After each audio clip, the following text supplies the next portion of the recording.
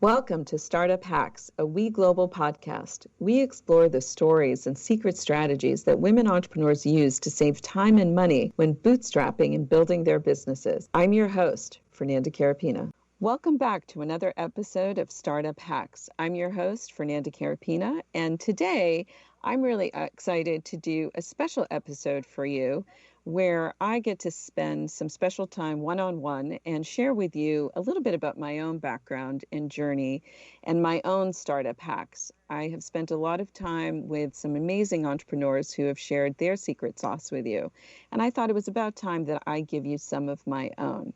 So starting out, if you don't know a little bit about my own journey, I'm originally from Portugal. I moved to the United States when I was a little kid and grew up in New Bedford, Massachusetts, where I went to high school, and ended up in Philadelphia, where I went to college at University of Pennsylvania, and moved to New York, where I spent a fair bit of time working in the entertainment business.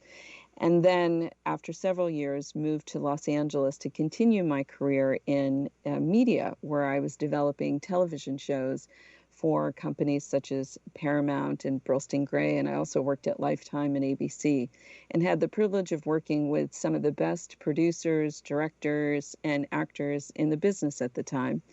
And I really enjoyed creating IP, intellectual property, and working with artists and figuring out what was their vision, what was their passion, and how to create a show out of it. And I find that over the years, as I've done different things in my life, including obviously being an entrepreneur, that it's this passion to really create intellectual property and to assist creators in executing their vision and realizing their vision that really excites me and was really the genesis for why I started We Global. After being in the entertainment business for well over 15 years, and I left the business to start my own family and then became a writer in TV, and also became an author, published author in the graphic novel area, and a producer. I then segued into more kind of traditional Silicon Valley type entrepreneurial work. I launched a multi-platform digital content company. I launched a behavioral data analytics company, and did that for a number of years, and found while working in the startup ecosystem, as much as I loved it and I loved the freedom and the creativity, I really found that the ecosystem itself was not really conducive to women getting funding and getting the support that they needed. And one thing I really hate is inefficiencies. So about a year ago, I decided to really start looking deeply at starting We Global, which is Women Entrepreneurs Global, which is the show that hosts this podcast, and also another podcast called Mindset for Success, which is really focused on the mental health of female founders, which is often overlooked, but it's really important to focus on. And the goal with Women Entrepreneurs Global is to really support female founders in the building of their businesses. And you may think, okay, well, what's the difference between kind of building your business or launching your business or scaling your business or raising capital, right? It's all part of the process. Well, there is so much support and so much discussion around raising capital. And raising capital is incredibly important. It's often very difficult to build your business without capital, sadly. But it's very difficult to do so unless you've achieved traction. So what do I mean by traction? You have to prove that there's actually a buyer for your product. So when you go out to meet with venture capitalists or even angel investor groups, for example, they really want to see that you have established product market fit, that the product that you've created really meets the needs of a buyer, and that you've been able to sell your product over and over again. And oftentimes the benchmark that you have to meet is $1 million a year in revenue. And that's a lot of money. And when you're trying to build a business that can generate that level of money, It requires infrastructure, it requires people, it requires investment, it certainly requires time. And so you're in this cyclical problem of, well, how do you build your business if you don't have money, but you need money in order to build the business, but you can't get the money unless you have the revenue. So it's this really awful process. And which is why I started We Global, because I felt that not enough attention was really being paid to actually how to effectively bootstrap a startup so that you don't need a ton of capital, so that you can start to generate revenue, so that you can reinvest that revenue, and so that you can get to those traction milestones. And I kind of look at it as working in the minor leagues of baseball, where you're developing talent, where you're teaching founders how to effectively stretch a dollar, stretch their time, and to all the while really maintain a competitive edge so they can reach those critical milestones that are really looked upon by investors as critical in order to be successful. There's a lot of things that you need to do as a founder to be successful, starting with having a great idea, having a great team, doing proper market research so that what you're offering is really truly needed, having a real great rapport with your customer base and really understanding their growing needs and how to integrate that into your offering and provide real value. But in addition to that, you need to do so with an eye towards growth and with an eye towards scaling and understanding how you're going to take your version 1.0 of your business and then be able to scale it to version 2.0 and 3.0 without blowing the tires off the car. I mean, honestly, what happens many times is founders aren't really ready for the success that comes. They start getting a lot of sales and they just don't have the infrastructure or the customer service to really support their client base.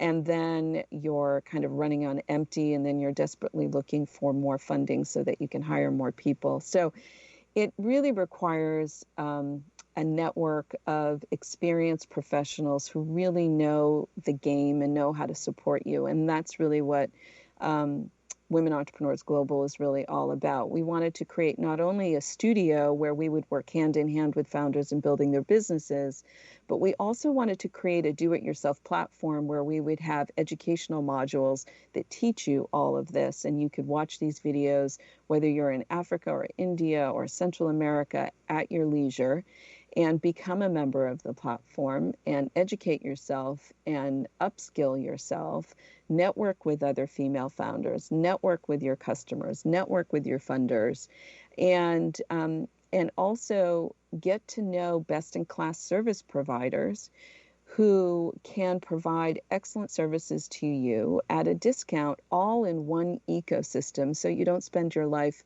Googling and reinventing the wheel, which we all do all over the world. And it's just incredibly inefficient. And I hate inefficiencies. So I wanted to build this ecosystem that really took a holistic view around building a business and putting mindset and mental health at the forefront, which is very seldom done.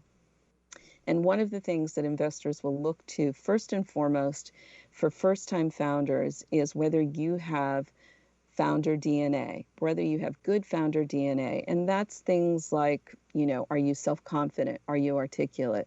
Do you have grit? Do you have stamina? Do you have vision? All of these things that from in their eyes is critical for you to really make it through the arduous task of really building and launching and scaling a successful business. So we are committed to that on the platform as well. And a lot of the content that we create is focused on building founder DNA, which is critically important.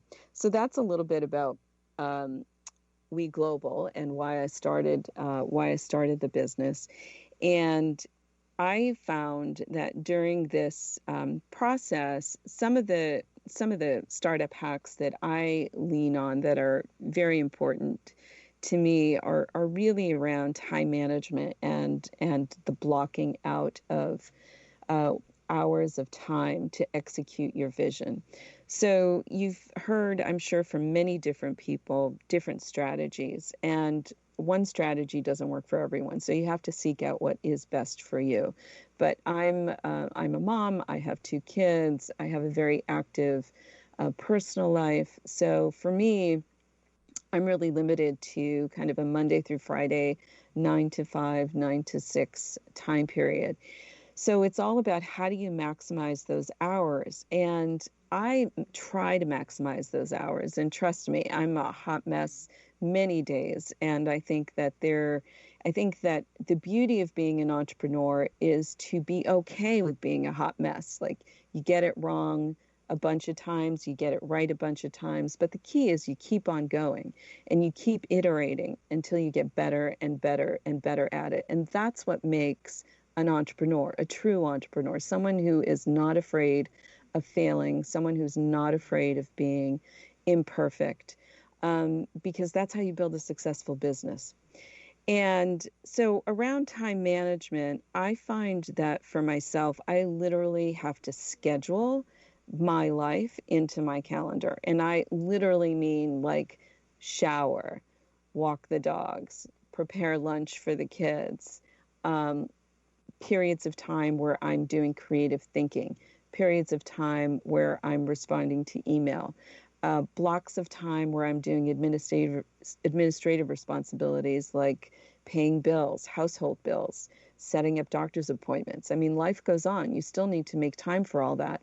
But I do find personally that if you create buckets for all of these things in your calendar, when they come up, you can throw them in that bucket.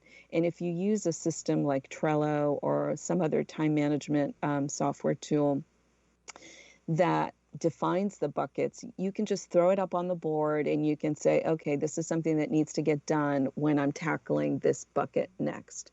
And that way you can move on and not constantly be distracted. So that's something that I do that I find is particularly helpful. I also think it's important to schedule out your time on a calendar so that you can see when you're failing, because you don't know if you're failing unless you actually create a schedule.